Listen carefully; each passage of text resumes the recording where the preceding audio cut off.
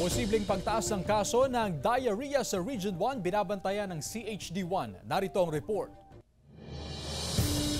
Dahil sa patuloy na naranasang mainit na panahon, pinangangambahan ng Health Authority ang pagtaas ng kaso ng diarrhea. Sa unang 2 buwan ng taon, nasa 3,351 na ang naitalang kaso ng diarrhea sa Region 1. Bagamat bumaba ng 2.4% kumpara sa naitalang kaso sa parehong panahon ng nakarang taon. Nakahanda raw ang Health Authority sa posibleng pagtaas ng kaso. Pinakamataas ang naitala sa Pangasinan, kasama ang Dagupan City na nasa 1,591.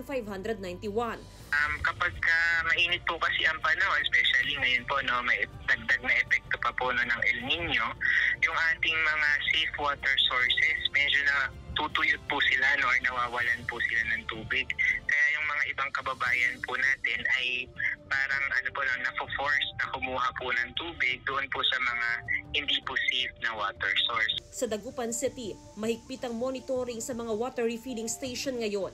Regular ang ginagawang water sampling. Usually every month naman kasi may from municipality, may mga pupunta dito, chine-check nila yung water result.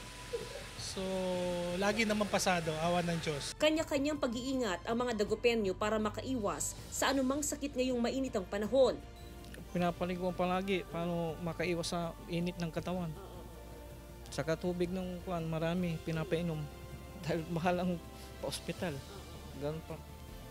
Saka mahirap ang buhay ngayon. Payo ng otoridad, sakaling makaranas ng sintomas ng diarrhea ay agad magpakonsulta sa doktor para makaiwas sa dehydration. Kasama si Henry Duminsil, Jasmine Gabriel Galban, One North Central Luzon.